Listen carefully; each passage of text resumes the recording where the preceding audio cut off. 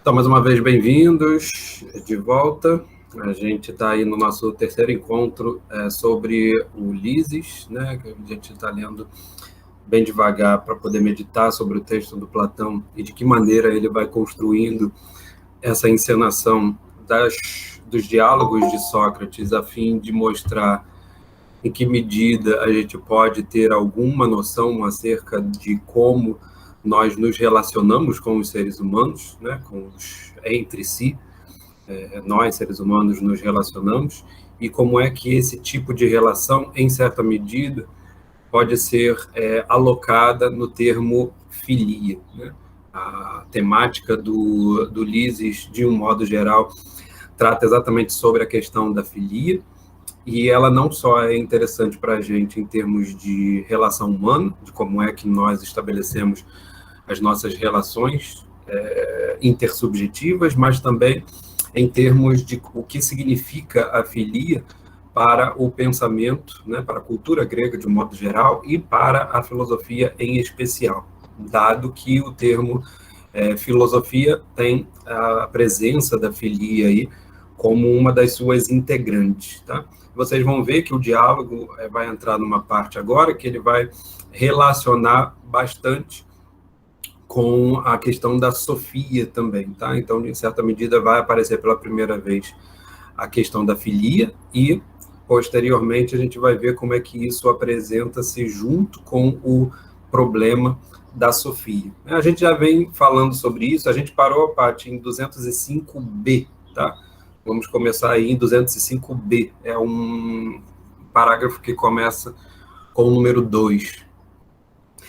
E a gente já viu, eu fui apontando para vocês durante a leitura algumas presenças importantes acerca da questão do conhecimento, do saber, né? Como é que aparece os termos aí, que não é ainda a episteme, que vai ser o saber mais forte, aquele que é dito de fato um conhecimento e uma ciência, mas aparece aí gnoses e aparece oida, né? Que é o termo em grego muito próximo do eidos, né, que dá uma ideia daquilo que é conhecido porque é visível, porque é visualizado, porque, de certa maneira, foi testemunhado. Tá? Então, a presença de oida, de gnoses, é constante nessa primeira parte aí do diálogo. Sócrates vai ratificando isso, mas agora vai aparecer também a questão da sofia, né, na leitura de hoje. Então, só para vocês verem que tem uma importância significativa do termo filia em termos de relação humana, mas também, sobretudo, uma questão fundamental para pensarmos a própria filosofia enquanto uma atividade. Boa tarde, Sérgio. Então, a gente parou aí em 205b, tá? No encontro passado, a gente refletiu um pouco sobre a timidez do Hipótales, né? Porque que, afinal, ele, que era um entusiasta de manifestar a sua paixão pelo Líside, por que ele enrubesceu na frente de Sócrates? Em certa medida, a gente pode dizer que ele fez, né, isso aconteceu como uma reação exatamente porque ele não esperava que o Sócrates o perguntasse. Então, a gente pode colocar o âmbito aí da vergonha como um efeito da pergunta socrática, né? Como um efeito daquele questionamento, em certa medida, um questionamento que sempre leva a pessoa a se revelar, né? Então, a gente viu em que medida essa pergunta, por assim dizer, revelava aquilo que o Hipótales pensava, aquilo que o Hipótales sentia, e, de certa maneira, não precisou que o Hipótales respondesse a pergunta do Sócrates, porque só pela reação física que ele demonstrou, já foi possível presenciar o tipo de sentimento e de pensamento que ele tinha. Mas agora o Sócrates vai querer saber mais, ele vai querer saber em que medida, de fato, isso que ele percebeu como reação física no Hipótales, e como consequência de tudo aquilo que o Ctesipo veio falando, né? O Ctesipo é o amigo dele,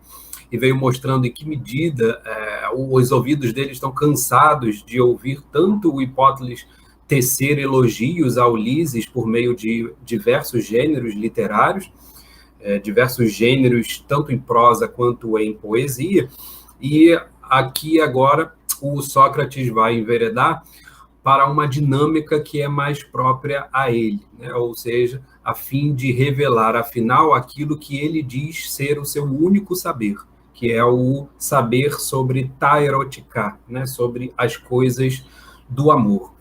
Como sendo o único saber que o Sócrates possui, a gente viu no banquete e também no Fedro, de alguma forma, que esse ta erotica não é um saber conteudista, né? Ou seja, não é um saber que é um conjunto de um conjunto de dogmas, uma doutrina sistematizada, e sim uma espécie de dom, como ele afirma aqui lá no iniciozinho do passo 204C, em que ele diz, né, é um dom, né, poucos têm recebido esse dom da divindade, mas eu o recebi.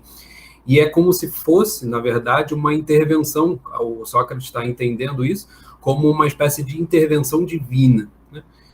E aí, claro, a gente não precisa relacionar isso com a religião propriamente dita, né, ou com uma crença religiosa socrática, mas a gente pode entender isso a partir exatamente daquela dimensão da capacidade humana que é mais afeita à divindade, que é a inteligência, né? Aquilo que o grego vai chamar de nous, intelecto, inteligência, de certa maneira são algumas traduções possíveis, tá? Como o nous é aquela parte da alma que é mais próxima ao divino, em certa medida a gente pode dizer que o ta erotica é uma espécie de saber usar a inteligência, ou ter um dom, né, de poder, na medida do possível, utilizar essa inteligência para aquilo em relação ao qual ela tem como finalidade, que é exatamente a descoberta das coisas divinas, a proximidade com as coisas divinas e, em última análise, a imitação das coisas divinas, tá? Então, a gente não vai entrar nesse aspecto aqui, né, mas a título de compreensão mesmo, até porque o Ulisses não trata tanto disso, mas ele vai comentar algo sobre isso agora, nesse trecho que a gente vai ler, então vai ser interessante a gente ver como é que o Sócrates se situa frente ao exercício literário do Hipóteles. E o problema está em que o Hipóteles está agindo errado. A última fala do que a gente viu no encontro passado é que esse comportamento do Hipóteles, em última medida, ele decorre, né, de um certo exagero, né, aquilo que o Ctesipo vai chamar de uma doença, decorrente da paixão. A princípio, a gente pode relacionar isso àquilo que o Hipóteles sente pelo Ulisses, mas, no fundo, equivale a um mau uso da inteligência, ou seja, ele não está necessariamente utilizando-se daquilo que ele tem de melhor para obter aquilo que ele deseja, que é exatamente a proximidade com Ulisses, tá?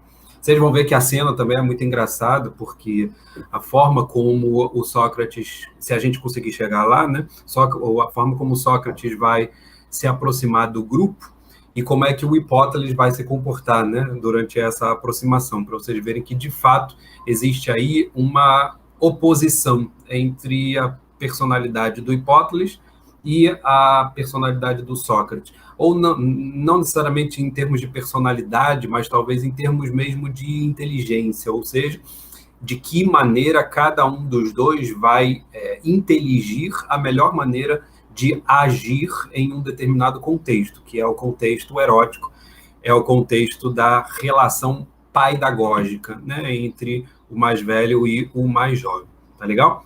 Então, nós paramos aí em 205b, tá? Vamos retomar aí a nossa leitura?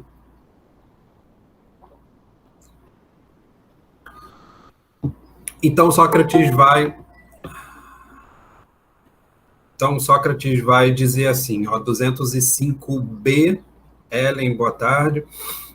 Ele diz: então falei-lhe, Hipóteles, o que deseja ouvir não são os versos, nem os poemas que tenhas composto para o teu amado.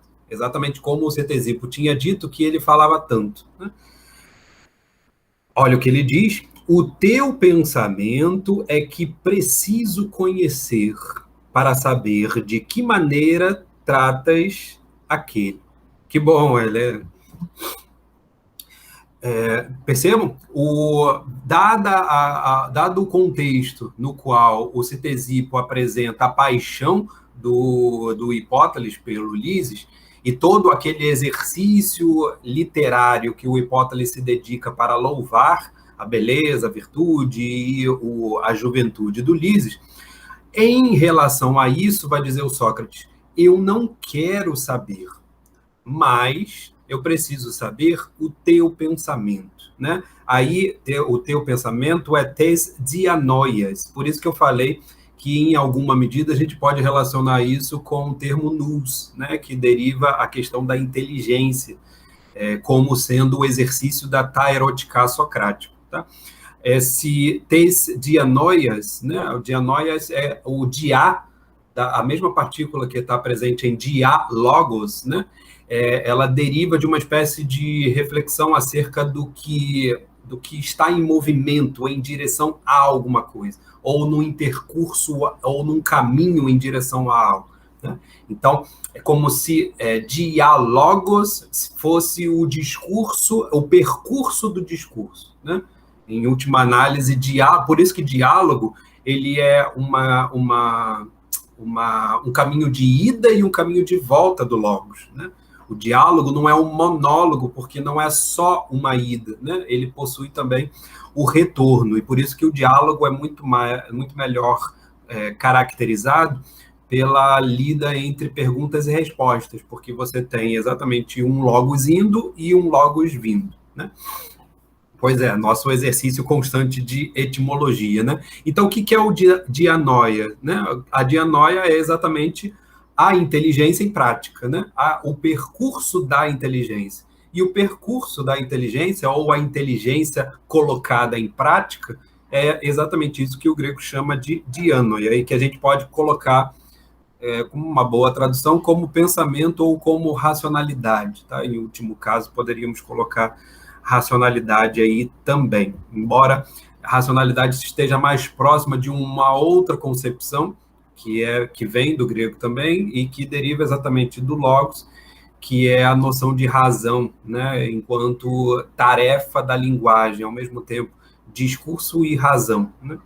Então, a gente poderia colocar aí o pensamento, a racionalidade em termos de logos, como uma outra concepção. Mas, nesse caso, é dianoia, né? Então, sugere exatamente essa proximidade com nous, que eu estou tentando mostrar em que medida ele é o centro desse saber do Sócrates sobre Eros, tá? Então, ele diz que quer conhecer o pensamento do Hipóteles. Em certa medida, a gente pode perguntar por que ele quer conhecer o pensamento do Hipóteles. Lembra lá que ele tinha dito que ele queria conhecer a opinião do Hipóteles, né? A primeira pergunta que abre, por assim dizer, esse debate com o Hipóteles, né?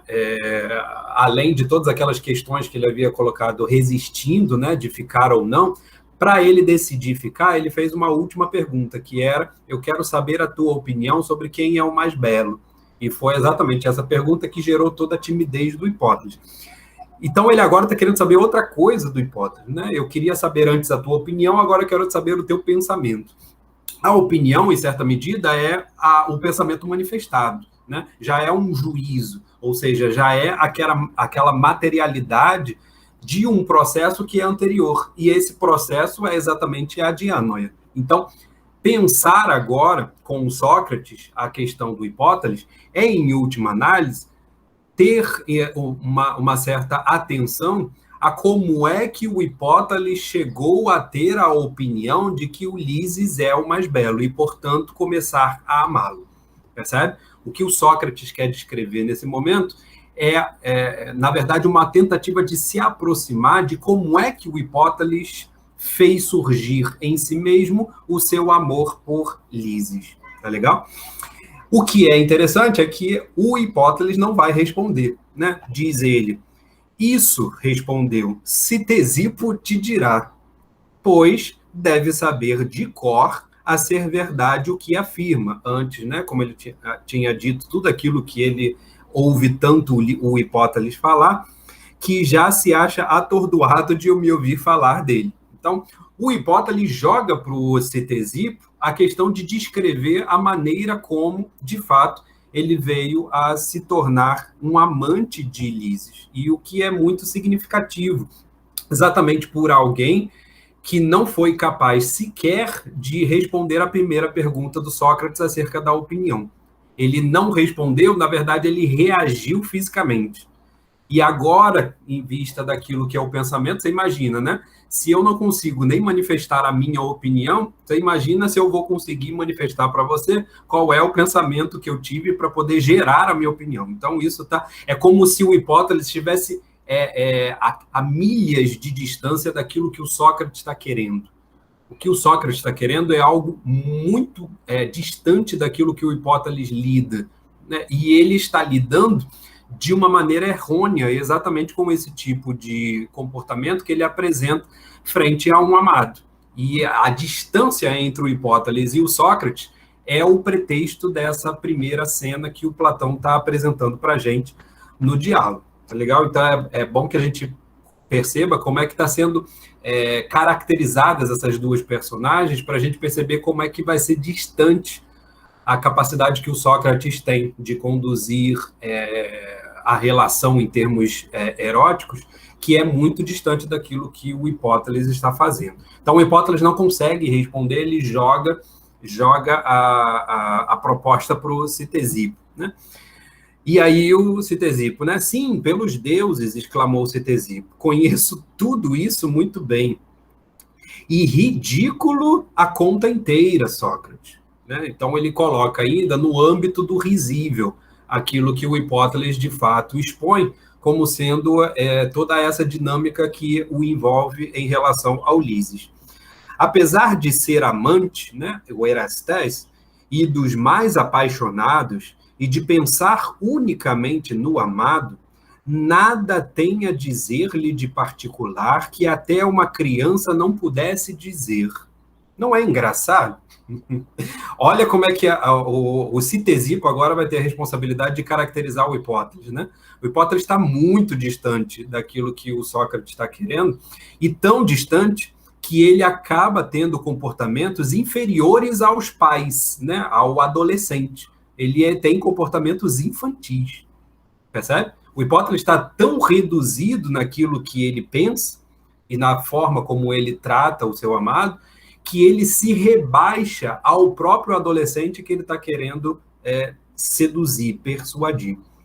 O que toda a cidade conta de Demócrates e de Lises, o avô do menino, e de todos os seus antepassados, riqueza, coldelaria, vitórias em Delfos, no Istmo e em Nemeia, com quadrigas ou em corridas de cavalo, tudo isso ele põe em versos e prosa, com umas tantas velharias de crescência. Tá? Aí é uma expressão que o sempre rebuscado, né, Carlos Alberto Nunes traz, para poder indicar aquelas histórias que geralmente as figuras mais velhas de uma família contavam para as crianças, né? Aquilo que vai ser chamado aqui de histórias de idosos, tá? Que era, de fato, uma das maneiras de se educar.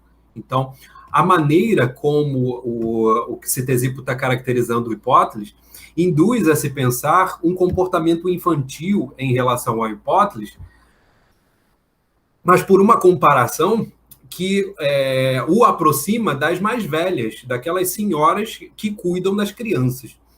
Então veja que tem um paradoxo aí, que o Hipótales, ao mesmo tempo, é colocado como tendo um comportamento infantil, e esse comportamento infantil significa exatamente ter uma certa disposição de estar cuidando de crianças. Então, com isso, o que o Ctesipo mostra? Deixa eu só ler, então, o finalzinho aí, para vocês perceberem como é que é essa coisa das histórias dos mais velhos, para a gente tentar fazer essa caracterização do paradoxo aí em questão. Tá? Ainda anteontem, declamou-nos uma espécie de poema sobre a visita de Héracles, em que contava como um dos avós de Lises hospedou Héracles, com quem era aparentado, né, aparentado aí Singenai, que tem a ver, inclusive, com ser hereditário, né, algo hereditário da mesma família de parentesco, na verdade, tá? Como se o Ulisses tivesse uma ascendência, tivesse na sua ascendência o Héracles. Visto provir de Zeus e da família do fundador do Demo a que ele pertencia. História do jeito das que as velhas narram, viu? E narram aí, retorna para aquilo que ele já havia identificado como o gênero das odes, né? Aquelas narrações que, na verdade, são cantorias, são cânticos que são descrições de determinados fatos mitológicos.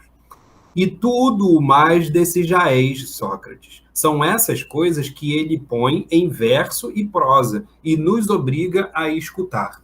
Então, veja, o que eu estou querendo mostrar para vocês aqui com a relação a essa caracterização que o Ctesipo faz.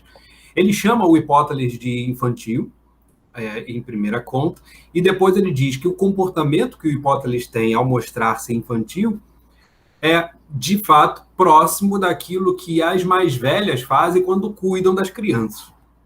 Então, veja, o Hipótales é infantil com uma duplicidade. Ele é, ao mesmo tempo, ele possui, ao mesmo tempo, um comportamento infantil, e esse comportamento infantil se materializa num processo semelhante àquele que as velhas usam para cuidar das crianças. Então, veja, se ele é o velho ou é a criança, afinal? Percebe? Porque aí você tem um paradoxo, porque o Ctesipo coloca ele como infantil nas duas questões. O que a gente pode entender? É que ele está chamando esse comportamento de lidar com o Ulisses como se o Ulisses fosse um garoto, ou seja, contando para ele histórias como as mais velhas contam para as crianças, é que, de fato, é um comportamento infantil. Percebe? Então, o Hipótales, ele é infantil porque ele age com o Ulisses como se o Ulisses fosse infantil. E ele não dá a altura para o Ulisses exatamente que ele merece. Se ele é um amante e pretende cortejar o amado, o processo pelo qual ele está seguindo é um processo de tentar rebaixar o Ulisses em relação àquilo que ele é. E ninguém quer ser rebaixado. Mas, ao mesmo tempo em que ele tenta rebaixar o Ulisses, é ele que se rebaixa. É ele que se torna infantil, percebe? Porque ele acaba tendo um comportamento que não é adequado para um mais velho que tenta cortejar um mais jovem, percebe? Então, já na crítica, na descrição, vamos dizer, do Ctesipo, já se apresenta uma certa crítica em relação ao tipo de procedimento que o Ctesipo confere como sendo a diânoia do Hipótales. Ou seja, qual é o pensamento que está por detrás do comportamento do Hipótales? O de assumir Ulisses como sendo infantil. E, portanto, tentando aproximar-se dele como se fosse uma mais velha contando historinhas para uma criança. Só que quando ele faz isso, é ele que se torna infantil e não Ulisses. E é por isso que Ulisses ainda não se aproximou dele por causa desse comportamento. E exatamente, ele acaba não oferecendo aquilo que está no centro de toda essa dinâmica pedagógica, que é o aperfeiçoamento do Ulisses. Se o mais jovem, né, o Tiago perguntou aí, o Tiago colocou aí a questão, né, e com isso, o Hipótales acaba não oferecendo ao Ulisses o aperfeiçoamento, que de fato é o centro de todo o processo pedagógico, né? E é exatamente isso. Por quê? Porque o Ulisses, né, e todo jovem, ele vai procurar no mais velho aquele que pode torná-lo melhor. Imagina o Hipótales tratando Ulisses como se fosse um infantil, tendo exatamente esse tipo de comportamento para poder conquistá-lo para o aperfeiçoamento. Não tem como, né? Exatamente por quê? Porque ele não quer continuar sendo infantil. Ele quer exatamente evoluir, ele quer se aperfeiçoar. Então, o comportamento do Hipótales acaba rebaixando o próprio Hipótales nessa dinâmica. E vocês vão ver que a cena, tanto a cena lá da timidez dele com o Sócrates, quanto da cena do Hipótales no âmbito da aproximação com os jovens, nos dois casos, o comportamento do Hipótales é infantil. Ele reage infantilmente, né? Podemos dizer dessa maneira. Percebe? E aqui é exatamente isso que o Ctesipo descreve como sendo a diânoia do Hipóteles. Tá? Tranquilo? Então, o Sócrates, então, rebate. Ao ouvir isso, falei, o ridículo, Hipócrates, fazes o teu próprio... ó ridículo, Hipócrates, fazes o teu próprio elogio em versos e canções antes mesmo de alçares a vitória? Então, olha que o Sócrates agora vai colocar uma outra questão, né? O que você está fazendo é um certo tipo de tratamento que seria posterior a você ter obtido, de fato, a sedução do mais jovem. Mas você está querendo conquistá-lo. E esse comportamento não é adequado. E por que não é adequado? Porque, no fundo, você está tentando elogiar a si mesmo. E com esse processo, veja, olha como é interessante esse bate-bola do Ctesipo e do Sócrates. O Ctesipo identifica que o Hipóteles, com o seu comportamento, se rebaixa, e o Sócrates está dizendo, ó, com esse tipo de comportamento, você está se rebaixando, como o Ctesipo falou, é ridículo. Mas, no fundo, você está com a intenção de se exaltar. Percebe? A tua motivação com esses poemas é se exaltar, é exaltar a si mesmo, exaltar você frente a Ulisses. Quando, na verdade, o que você está fazendo é isso que o Ctesipo acabou de descrever. Você está caindo no ridículo. E por quê? Porque tem alguma coisa aí que você precisa levar em consideração, que é a consumação da conquista, a consumação da sedução, ou a vitória em última análise, tá? O termo militar aí para poder indicar uma espécie de guerra, né? Que na verdade não vai ser, a ideia da conquista não é uma ideia de guerra, mas é uma ideia da caça, tá? O Sócrates vai falar disso daqui a pouco. Então, o Hipóteles contradiz, né? Mas o que eu componho, né? O que componho ou canto, Sócrates, não se refere à minha pessoa. Então, ele fica meio confuso, né? Como assim eu estou louvando a mim mesmo? Se o Ctesipo acabou de dizer que eu fiz um poema elogiando a genealogia da família do Ulisses e referindo isso até o Hércules, né? Até o Héracles, e dizendo, olha, como é louvável a sua genealogia, porque você descende de um deus e tal. Veja, determinado tipo de postura, como ele a adota no processo de composição poética e, portanto, no processo de canto e de narrativa, não diz respeito necessariamente ao tipo de conteúdo que aquelas poesias apresentam, e sim o tipo de motivação que aquelas poesias propõem, sendo o Hipóteles que o produz.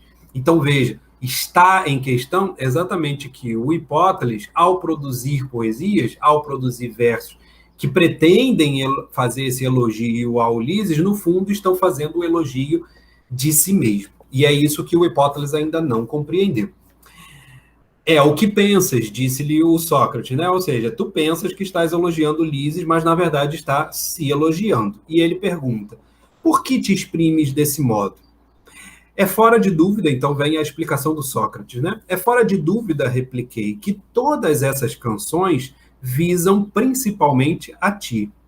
Se chegares a fazer a conquista de um rapaz como este, tudo o que disseres ou cantares redundará em louvor próprio. Olha a estratégia da compreensão socrática, né? Pela vitória alcançada com semelhante amor. Entende? Quanto mais eu elogio aquele que eu amo, se eu o tiver conquistado, eu sou muito maior. Percebe? Se eu estou conquistando um mais jovem, né? E eu sou um Erastés, um amante, e esse amado, né, ele está de fato consumado no processo de sedução, portanto, ele me deixa executar esse processo paedagógico, é porque de fato ele se sentiu atraído por essa minha honra, né, por esse meu valor. Então eu sou muito valoroso exatamente porque eu conquistei alguém muito valoroso. Mas, por outro lado, vindo ele a escapar-se, quanto mais altos tiverem sido os elogios ao bem-amado, maior parecerá a tua perda, e na mesma proporção o teu ridículo. percebe? Se eu começo a elogiar muito também esse amado e eu não conquistá-lo, quem vai cair no ridículo sou eu, né? Porque eu não me coloquei como alguém capaz de conquistar todo aquele valor.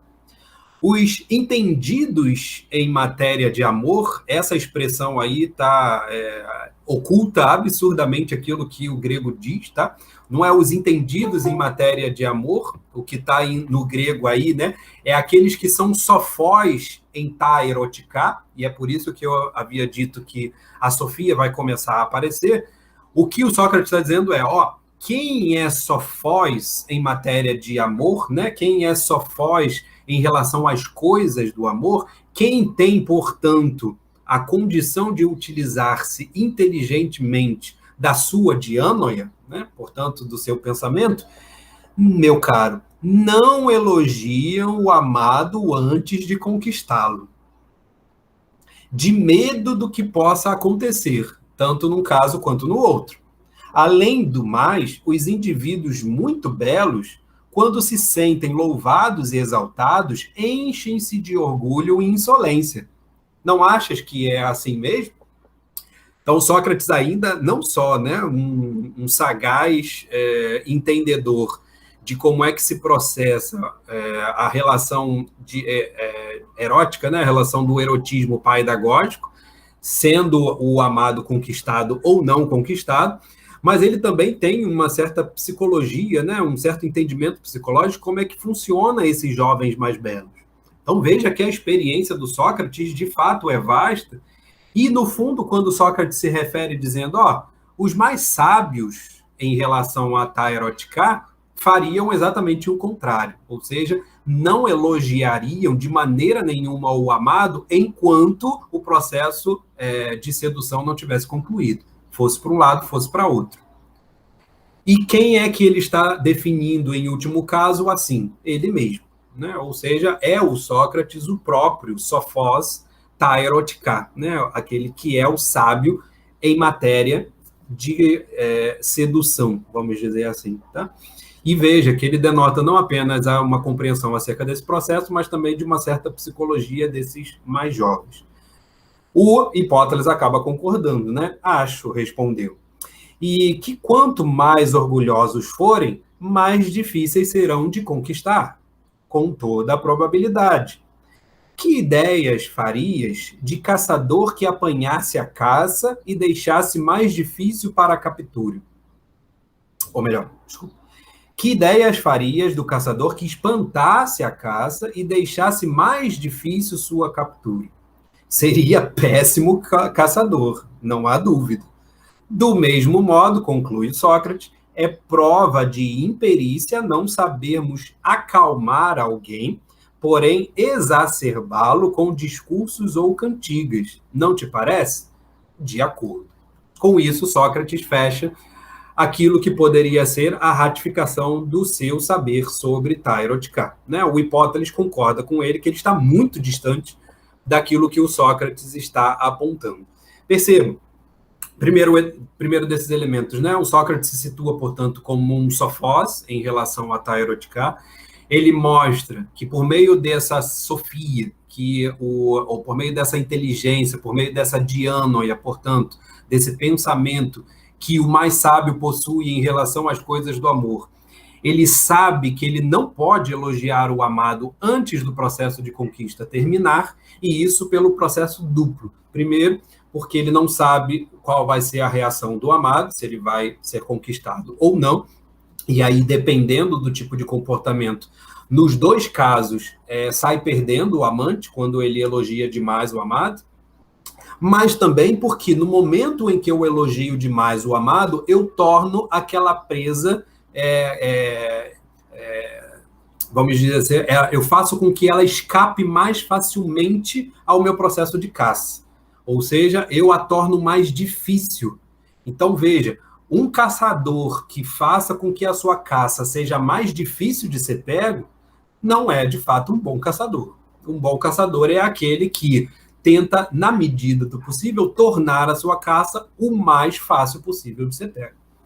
Então, quando ele relaciona o processo de pedagogia erótica como um processo de caça, isso é muito significativo, tá? Não aparece só no Platão.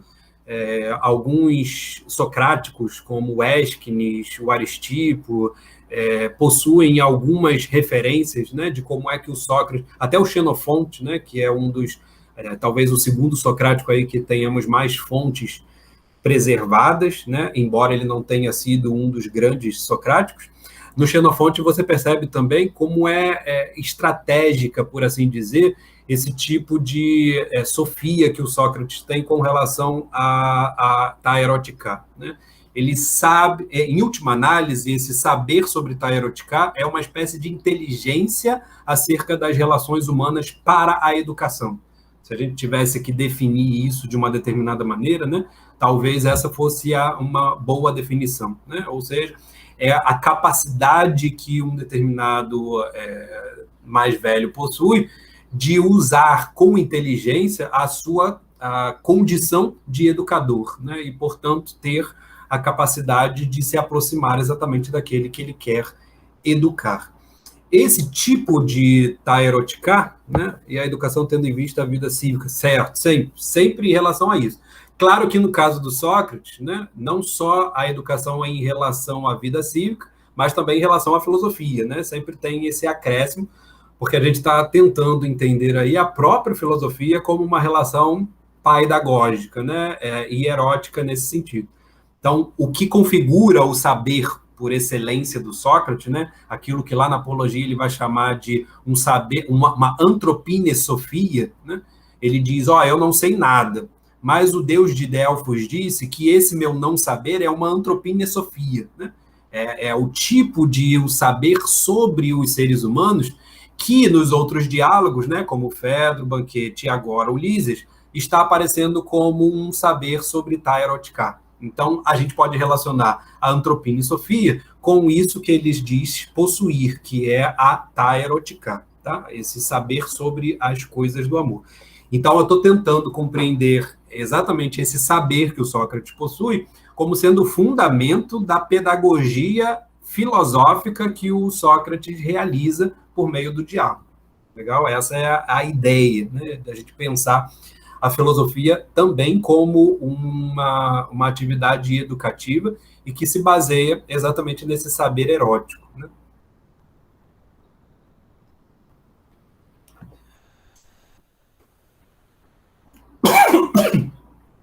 Então, tendo... Eita.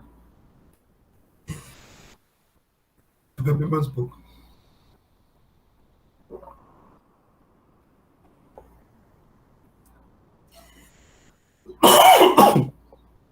Então, tendo caracterizado o saber sobre taerotica e a inteligência sobre isso, né, a sofia sobre isso, pela analogia do caçador, ele mostra que o Hipótales está muito longe disso. Ele não sabe caçar. E ele não sabe caçar por quê?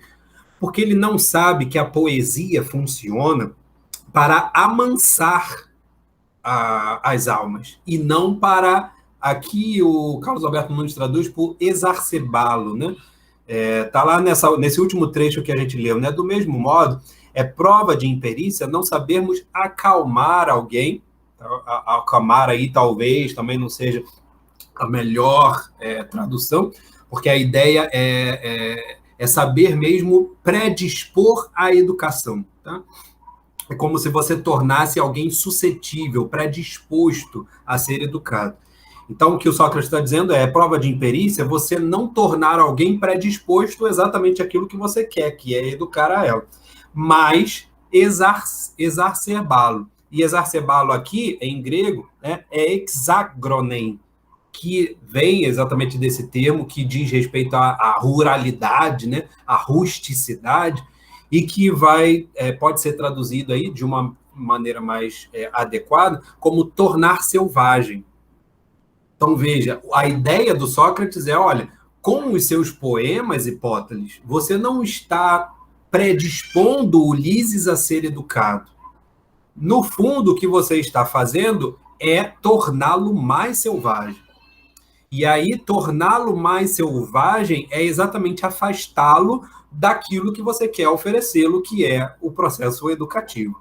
Percebe? Tem todo aqui uma descrição sistemática de como é que se processa a aproximação em relação a um educando, digamos assim, né? Como é que o educador precisa se aproximar do educando de tal modo a predispô-lo a se educar e não necessariamente a afugentá-lo, a gente poderia dizer, e no caso Sócrates aí nomeia como uma espécie de torná-lo selvagem, né? Fazendo exatamente, preservando essa analogia com a caça, né? Ou seja, você está não domesticando essa caça, esse animal que você quer prender, né, que você quer tomar, né, as rédeas em relação ao processo educativo dele, mas você está tornando ele ainda mais selvagem, né? E isso, de fato, é prova de imperícia. O Hipótales concorda, então, de fato, a gente tem aqui ratificada a distância que separa o saber do Sócrates daquilo que o Hipótales está fazendo. Então, o Sócrates convida o Hipótales a refletir. Ele diz: reflete, portanto, Hipótales, se com a tua poesia não vais chamar sobre ti esses inconvenientes. Né? Ou seja, se com o teu exercício poético você não está fazendo exatamente isso que eu estou descrevendo com Ulisses. Né? Ou seja, se você não está, de fato, fazendo esse afastamento do Ulisses ao invés de aproximá-lo. Né? Bem interessante essa análise do educador com o educando. Sim, pensem sempre que, no fundo, essa descrição taerotica, né? Hoje em dia, a gente, quando ouve falar no erotismo e no taerotica, né, já pensa logo na perversão, né, na parte erótica da coisa, como a gente entende hoje. Mas o erotismo aí tem a ver exatamente com uma espécie de libido que aproxima os seres humanos, né? E não necessariamente apenas no âmbito sexual da coisa, mas, como a gente está vendo aí, também no âmbito educativo. E o que é interessante é isso, não dá para educar todo mundo. Essa é a questão. Todo mundo pode ser educado, mas um educador não pode educar todo mundo. Percebe? Essa é a grande dinâmica apresentada pelo saber taerotica. Por quê? Porque para cada um que precisa ser educado, é necessário que haja um determinado educador capaz de persuadi-lo para aquilo, capaz de seduzi-lo para aquilo. Então, de fato, alguns educadores vão conseguir educar alguns, percebe?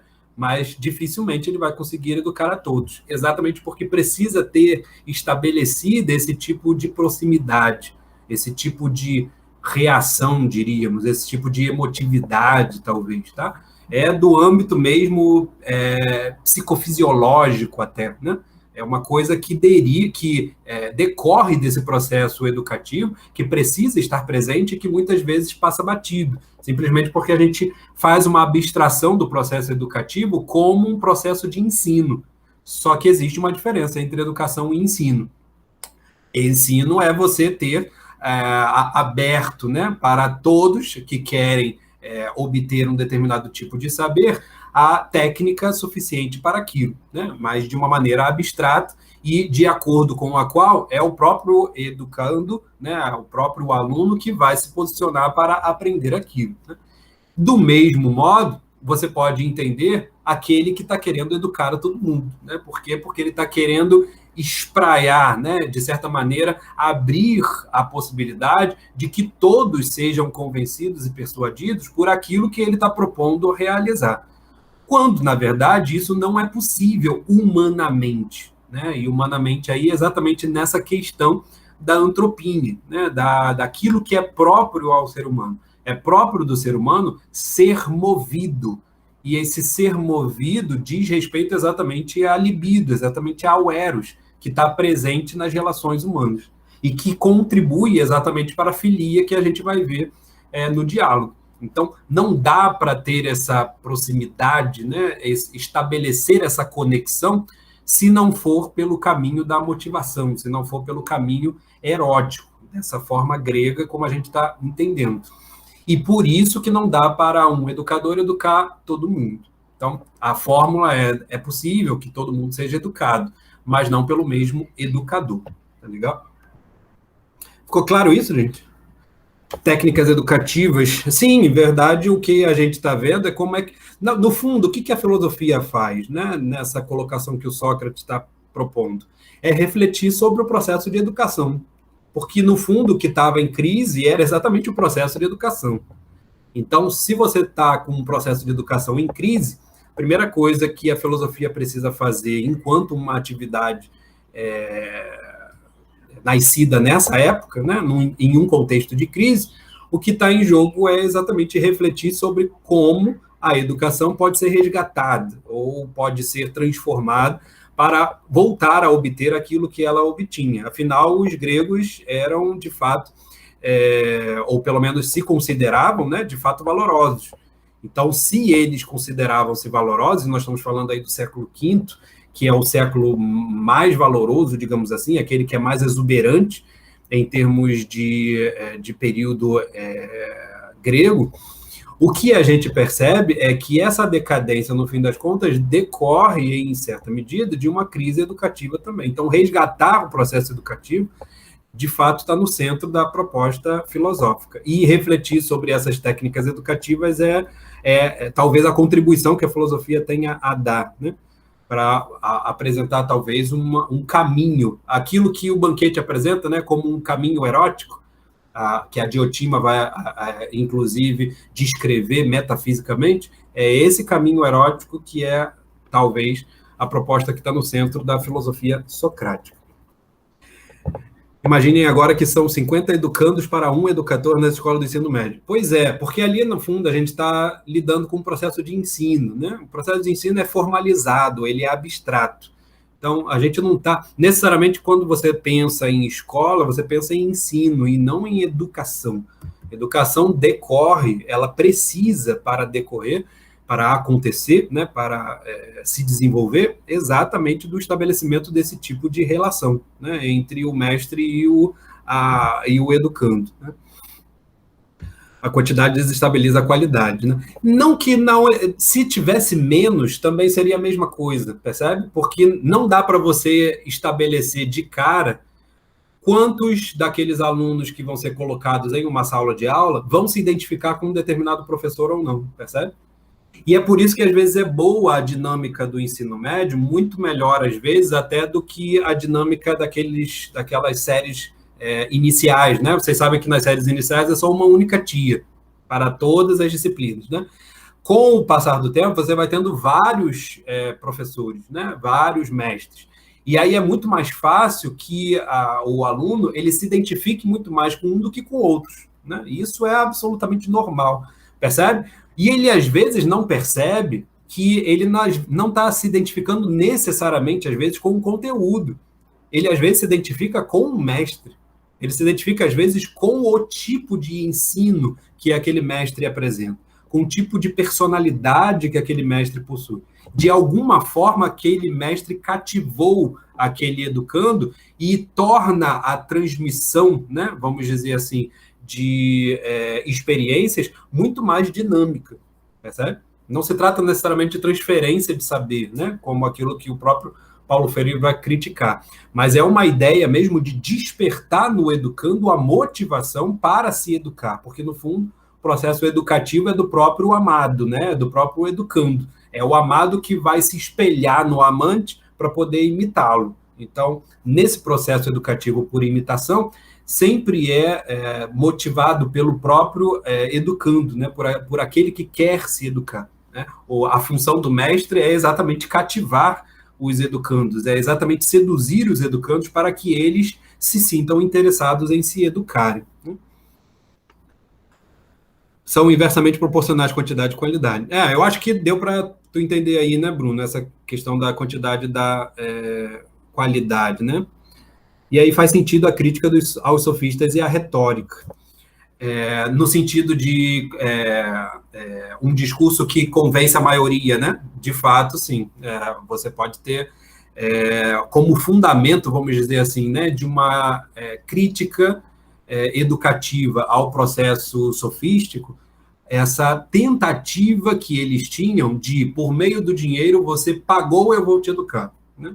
Era, de fato, esse tipo de comportamento que eles tinham. E talvez a repulsa, né, a repugnância que o Platão e o Aristóteles sentem com relação a essa coisa de pagamento, decorre exatamente disso, porque qualquer pessoa que possa pagar, isso já aparece até nas nuvens, né? É uma comédia que critica o Sócrates como se fosse um sofista, e aparece lá a personagem do Estrepsíades tentando comprar o Sócrates para ele poder ensinar a ele saber discursar melhor, né? Para ele poder vencer todos os credores dele no tribunal. Então, veja, o que está em jogo ali era uma corrupção da educação em que você pensava que, por meio do seu poder aquisitivo, você poderia ter um poder de alma, um poder de intelecto, quando, na verdade, as coisas não decorriam dessa maneira. Então, o resgate dessa figura socrática, né, de alguém que não lida com o dinheiro para educar, e depois o próprio Platão e o Aristóteles recorrendo a essa dinâmica para construir as suas escolas, também, né, não pensando no dinheiro, mas pensando na disposição do aluno em se educar, de fato, e inclusive contrariando aquilo que o Isócrates fazia, né? Lembrem sempre que a escola do Platão, a academia, está se opondo à escola do Isócrates, que é anterior e era muito famosa no século IV a.C., a escola do Isócrates você pagava para ser ensinado, né? Então, quando o Platão diz, entre apenas quem tem afeição pela matemática, no fundo você está entendendo aí que o Platão tem é exatamente essa perspectiva de, por meio do processo educativo, atrair, seduzir aqueles que se interessem pelo saber, né? E essa talvez é uma das ideias de por que ele escreveu diálogos, né? Os diálogos eles são lidos publicamente com a intenção exatamente de seduzir, de convidar os ouvintes, né, naquele caso, e nós, leitores, hoje em dia, né, de sermos seduzidos pela filosofia. Em última análise, de a gente ser seduzido pela atividade filosófica. Então, o pensamento da educação como um pensamento que é permeado por essa dinâmica erótica, me parece que é uma coisa que a gente perdeu e que, na verdade, deriva muito dos problemas de ensino e de educação que a gente possui ainda hoje, né? E o diálogo consiste diretamente com... exatamente, porque aí ele consegue fazer esse confronto, né? Se a oratória pretende ser expansiva para poder abranger o maior número de pessoas, e com isso propor uma coisa que é enganosa, percebe? Que aí, no fundo, você tem aí uma intenção enganosa da sofística sendo denunciada pelos filósofos, que seria o seguinte, olha, eles estão prometendo que vão educar todo mundo que puder pagar, mas, no fundo, não dá para educar todo mundo. Por quê? Porque é preciso que ocorra algo entre o mestre e o aluno que torne essa dinâmica educativa uma dinâmica educativa, propriamente dita, né? Essa aproximação, exatamente uma dinâmica educativa, porque, no fundo, se você não tiver isso, vai ser apenas aquele comportamento, né, de você assistir a uma palestra, né? Vocês já devem ter visto isso, né? Assistir uma palestra, talvez, né, desses grandes nomes da filosofia, que eu não preciso nem citar, né, que existem hoje em dia, que são absurdamente midiáticos, e você assiste aquela palestra, sai bastante maravilhado, reflexivo, né? Poxa, nossa, ele consegue concatenar muitas coisas. Mas se você foi educado realmente ali, será que você foi realmente seduzido para o processo de educação por meio daquela palestra? Alguns vão dizer que sim, outros que não, né? Mas a proposta deles era exatamente educar todo mundo, né? Tal como os sofistas faziam. Então, no fundo, existe essa crítica, né, colocada aí pela filosofia em relação aos sofistas, com o aspecto erótico da educação, que deve ser fundamental para todo o processo educativo acontecer. O engano sofístico, por assim dizer, seria exatamente ocultar ou não levar em consideração o exercício erótico no processo educativo. E, portanto, fazer uma propaganda de educação que, na verdade, é um ensino, não é educação, né? Porque formaliza, abstrai para todo mundo, quando, na verdade, tenta seduzir. Fui literalmente seduzido pela filosofia, né? Todos nós, né? Eu espero que todos nós tenhamos sido, porque, no fundo, é isso que a gente não só acabou acontecendo, mas que nós estamos tentando fazer também, né? A ideia dessas leituras também é, em última análise, a gente se sentir cada vez mais seduzido pela filosofia, né? Essa é a ideia. Tranquilo, gente? Deixa eu só ler esse último parágrafozinho aí, então, para a gente ver em que medida esse saber do Sócrates vai ser finalizado por ele na sua descrição. Então ele diz, reflete, portanto, Hipóteles, se como a tua poesia não vai chamar sobre ti esses inconvenientes. Não posso acreditar que consideres bom poeta quem se prejudica com seus próprios versos, causando mal a si mesmo. Né? Não, por Zeus, diz o Hipóteles. Respondeu, fora o cúmulo da insensatez. Olha como ele se descreve, né?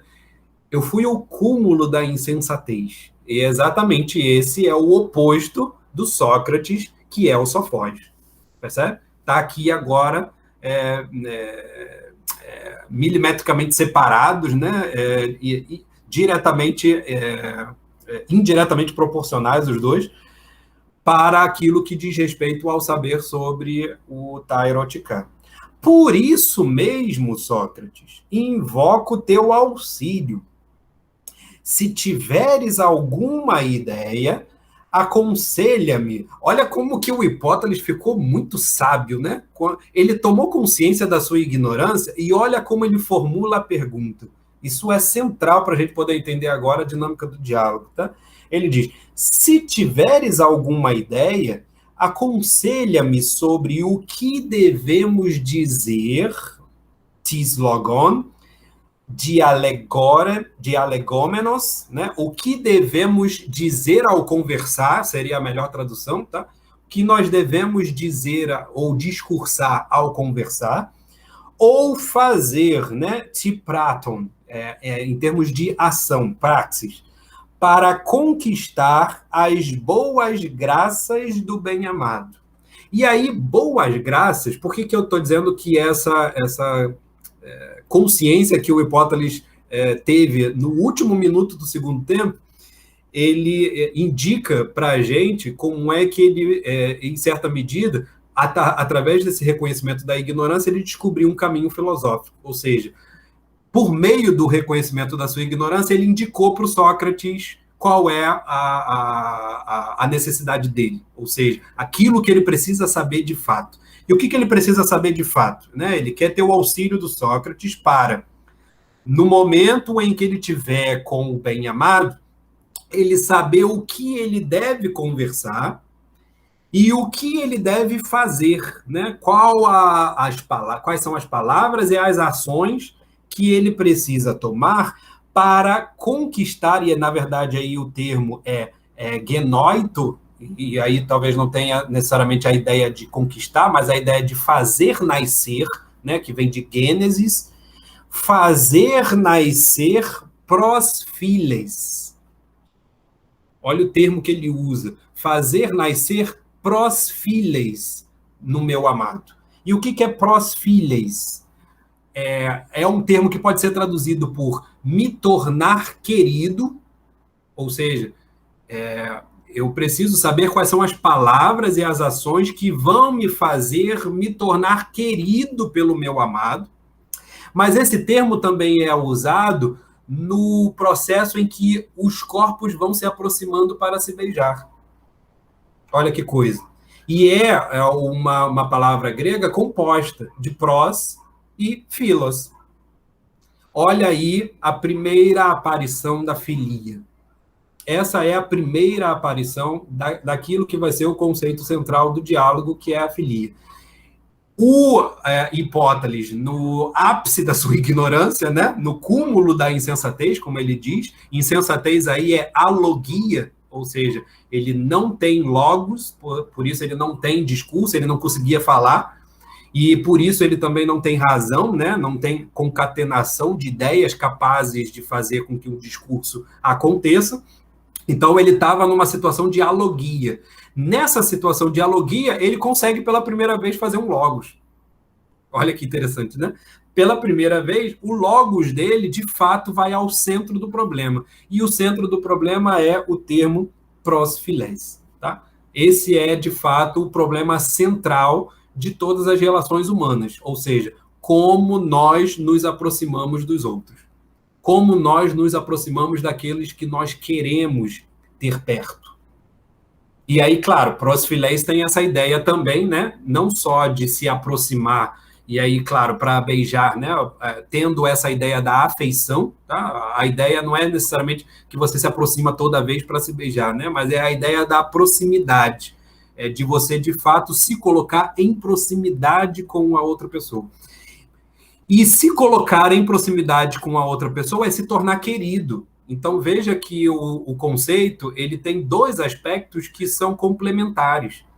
Você se aproximar de alguém denota que esse alguém te quer, denota que esse alguém permite que você se aproxime.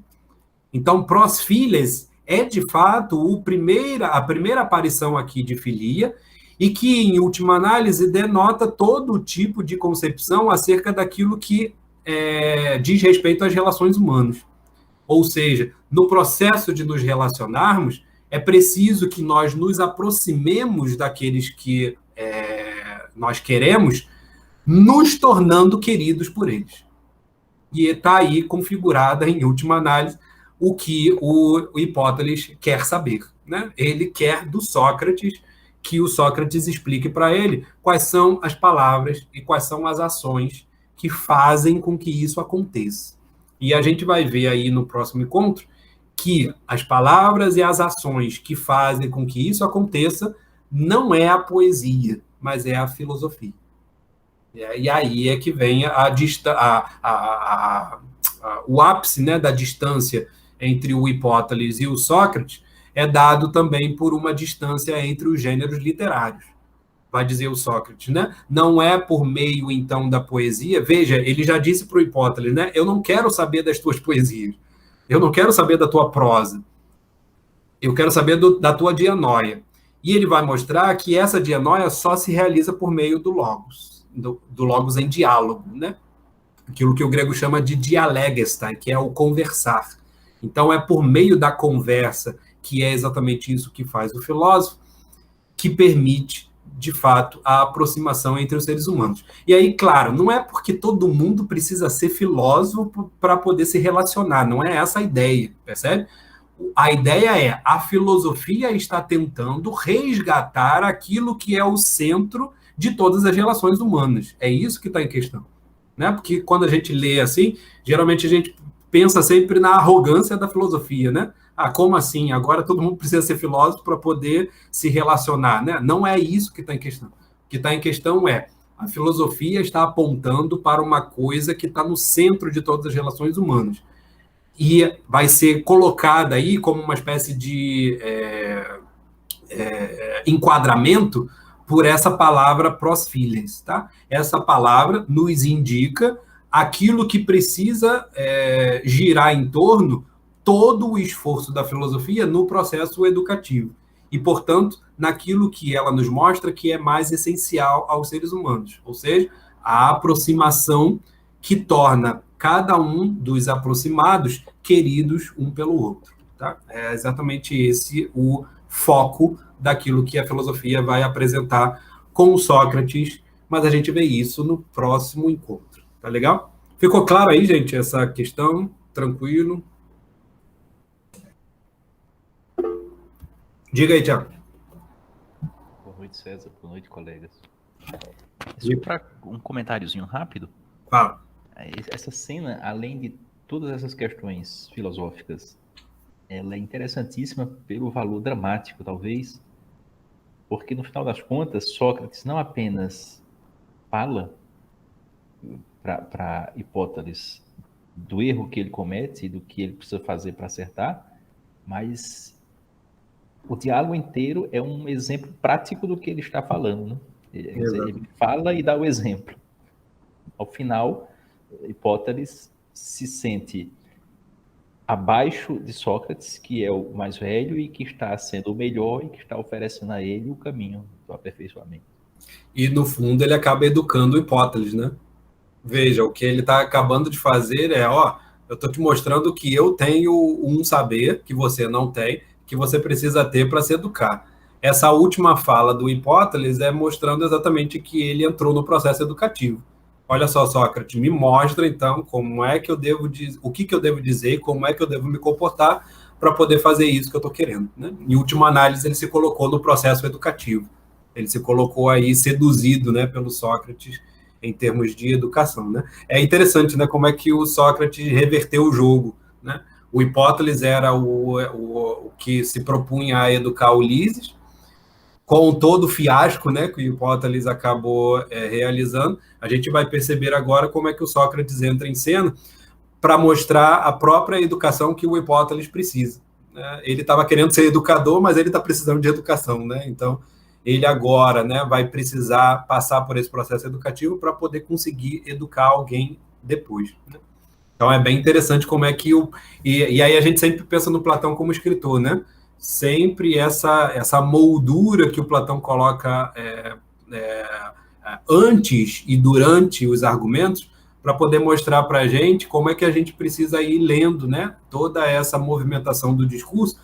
Por quê? Porque, afinal, o que a filosofia propõe não é um tratado, enquanto um texto que vai ser lido por todo mundo da mesma maneira. Né?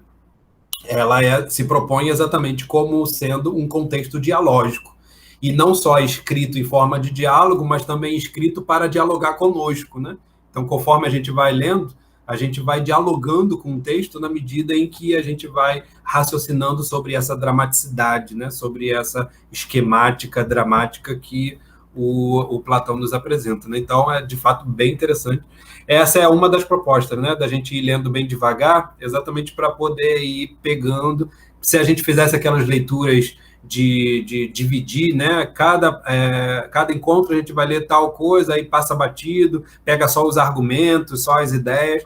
Na verdade, não é uma leitura que me parece interessante para a gente poder entender a dinâmica do Platão, exatamente porque a gente vai perdendo esses detalhes, que são mesmo detalhes, né? Que durante a leitura mais comentada, né? Mais meditada, a gente consegue ir pegando. Né? Então, essa é a ideia mesmo. Boa explicação. Agora estou mais apaixonado. Ah, agora? Tá certo, tá certo. Espero apaixoná-los ainda mais, né? Inclusive o Bruno, que abandonou a filosofia pelo direito, mas eu tenho certeza que jamais abandonou a filosofia, né? Como ele mesmo sabe. Na realidade, é reapaixonada, né? Eu ainda não tinha lido, ainda não tinha feito essa leitura, aí eu li, né? Logo no primeiro encontro, quando tu falou, aí eu li, como tu falou, aí já tu explicando tudinho, aí lembrou aquela fala que tu disse, né? Que é justamente aí a pessoa se encontra, vai para aquele professor, eu consigo, tenho confiança no que ele diz, no passo a passo, às vezes pode discordar ali um pouquinho, mas assim, o modo, a didática, como o César, que eu já fui aluna dele, como ele põe, descreve, mostra o passo a passo, aí é bem legal, bem interessante. Aí como tu falou assim, os pequenos detalhes que quando eu li eu nem prestei atenção, e agora lendo assim, fazendo a leitura, né, você fazendo a leitura mais devagar, pegando ali aqueles pontos, aí entra aquelas discussões, ficou bem mais interessante. Uma das propostas também é essa, né, de ao dramatizarmos, né, porque a gente vai lendo, meditando devagar e tal, a gente vai conseguindo também resgatar toda essa riqueza, né, que está no texto grego, que a gente vai perdendo. Com o Platão filósofo, a gente conhece algumas ideias e a gente pode lidar com elas concordando ou não, né? Mas com o Platão escritor, a gente tem aí a possibilidade de se ver seduzido por ele, né? Mesmo que a gente não concorde com as ideias. Pode ser que a gente acabe não concordando com as coisas que ele vai apresentar em termos de amizade. Mas a gente já está seduzido pelo procedimento, que é um procedimento pedagógico, em última análise, ou seja, é uma maneira como a gente tem de nos educarmos. Então, o que ele está dizendo é, não precisa concordar comigo, você só precisa estar motivado, como eu, a buscar, né? A estar no caminho da busca. Né? A gente pode, juntos e discordando, né, buscarmos nos educar. Né? E esse, de fato, é o propósito maior da filosofia, com certeza. Deixa eu ver mais alguma coisa aqui. A sala de aula não permite essa leitura detalhada. Pois é, esse é um outro problema também, né? É por isso que eu acabei fazendo isso como um projeto de extensão, para a gente poder ter tempo, para poder ter uma dinâmica mais reservada, né, fora da sala de aula, porque muitas vezes a dinâmica da própria sala de aula você não consegue, tem que dar conta de um semestre, aí dentro de um semestre você tem que exprimir o diálogo, né, para poder caber em algumas aulas, e aí você acaba perdendo alguns detalhes. Então, a ideia dessa leitura mais devagar, né, mais paulatina, é exatamente a gente ter a liberdade para poder ir refletindo sem pressa, né, sobre o texto, para poder absorver tudo aquilo que o texto tem para nos oferecer. Né? Certo, gente? Ficamos por aqui, então. Paramos. Aí, deixa eu ver o número. É em 206C, tá? Então, no próximo encontro, a gente volta aí nessa parte 3, para a gente ver como é que o Sócrates... A gente ainda não chegou, então, na parte em que o Sócrates vai se apresentar para os jovens, a gente vai ver isso no próximo encontro, tá? E vamos ver, então, como é que o Sócrates propõe essa aproximação. Vamos ver como é que o Sócrates se comporta para se aproximar dos jovens, né? Diferente do Hipóteles. E vocês vão ver qual é o comportamento do Hipóteles, né? Cenas dos próximos capítulos. Legal, gente. Então, até semana que vem. Obrigado pela presença de todos e boa semana.